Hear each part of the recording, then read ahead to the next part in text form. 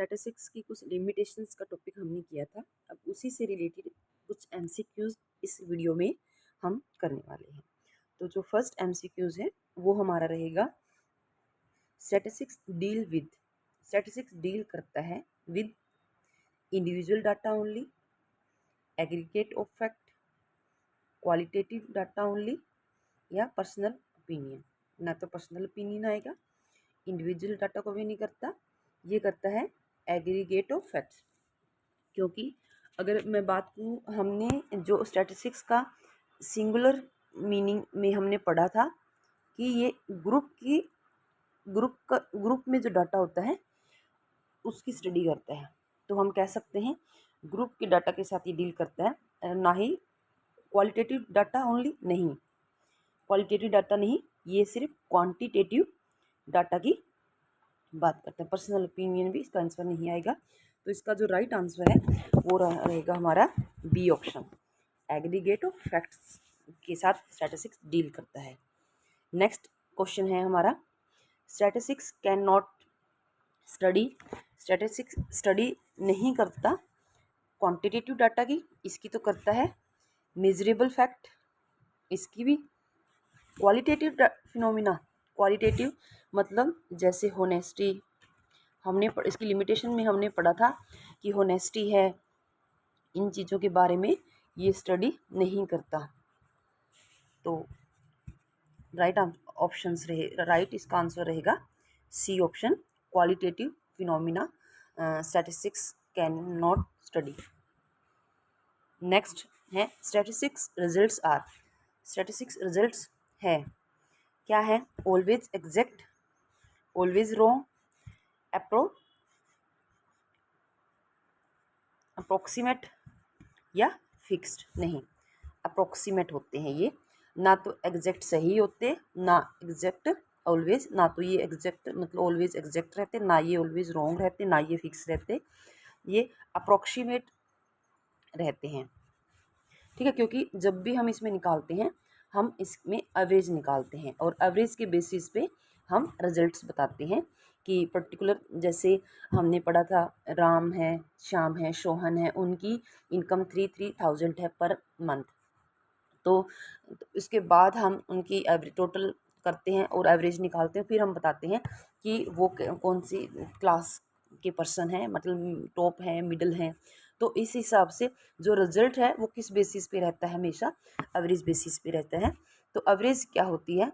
Exact नहीं होती, और इसलिए हम कह सकते हैं अप्रोक्सीमेट। फोर्थ आता है स्टैटिस्टिक्स में बी मिसयूज बाय, स्टैटिस्टिक्स को मिसयूज़ किया जाता है एक्सपर्ट्स ओनली। नहीं, एक्सपर्ट तो इसको मिसयूज़ नहीं करेंगे क्योंकि उनको तो इसके बारे में स्पेशल नॉलेज होती है। तो स्किल्ड पर्सन, नहीं, ये भी नहीं करेंगे।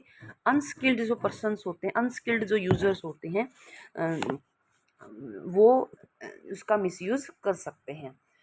उनके जो अनस्किल्ड पर्सन होते हैं, मतलब अनक्वालिफाइड पर्सन होते हैं, जो उनके हाथ में स्टैटिस्टिक्स का डाटा ऐसे ही है जैसे एक झोला छाप डॉक्टर के हाथ में मेडिसिन्स।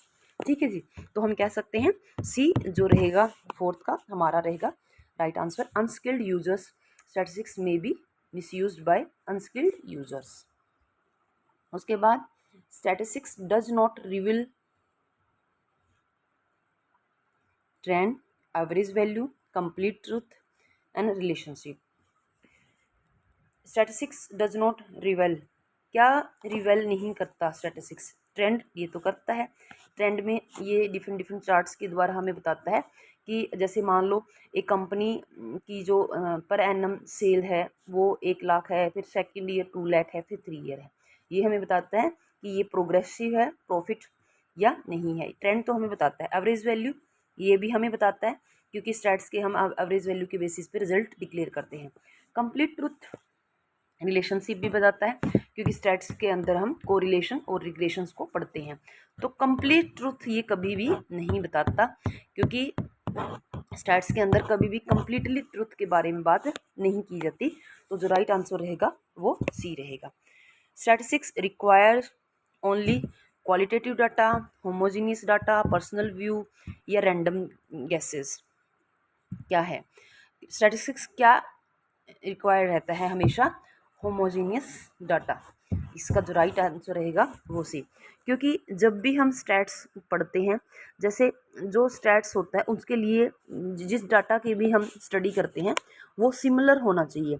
जैसे मान लो अगर किसी भी, मान लो एक क्लॉथ का बिजनेस है और एक मान लो ये ग्रेन का बिजनेस है, तो जो क्लॉथ है वो मीटर में मापा जाता है और जो ग्रेन है वो जो मतलब अनाज है वो टन्स में मापा जाता है। तो इनके बीच में कभी भी हम कोई भी रिजल्ट फाइंड आउट नहीं कर सकते, क्योंकि जो डाटा है वो डिफरेंट है।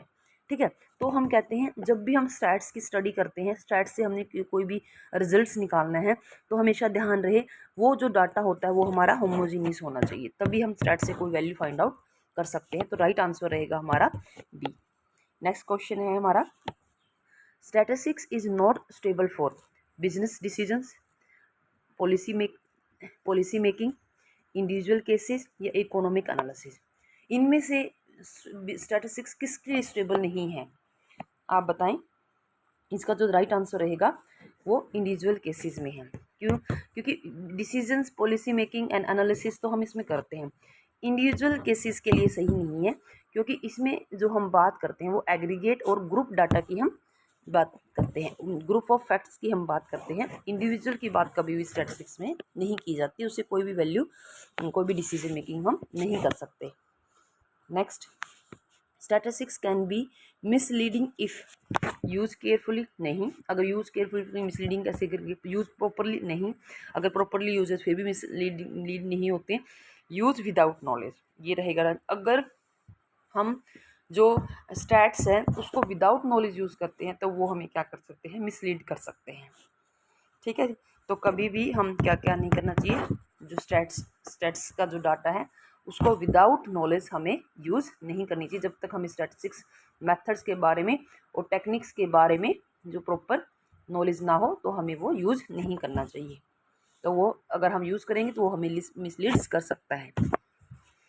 नेक्स्ट आता है, one limitation of statistics is, एक लिमिटेशन क्या है स्टैटिस्टिक्स की, it simplifies data, is ignore detail, it help comparison, it present fact clearly. इनमें से कौन सा ऐसे डाटा है जो वन लिमिटेशंस है इसकी, इट इग्नोर डिटेल, ये डिटेल को क्या करता है, इग्नोर करता है, क्योंकि जो भी डिसीजंस होते हैं वो हम इसमें एवरेज पे या सैम्पल बेसिस पे लेते हैं। सैम्पल बेसिस पे बहुत सारे डिसीजन लिए जाते हैं, जिससे हम ईच एंड एवरी यूनिट्स, मतलब ईच और एवरी यूनिट्स के बारे में हम डिटेल में नहीं पढ़ते, तो हम कह सकते हैं कि ये इग्नोर करते हैं डिटेल्स को। एक लिमिटेशन ये है। नेक्स्ट और लास्ट क्वेश्चन है, statistics studies only individual groups. तो आपको भी पता है इंडिविजुअल का नहीं आएगा, स्टैटिस्टिक्स स्टडी करता है ग्रुप्स की, मतलब जो एग्रीगेट फैक्ट होते हैं उनकी स्टडी स्टैटिस्टिक्स में हम करते हैं।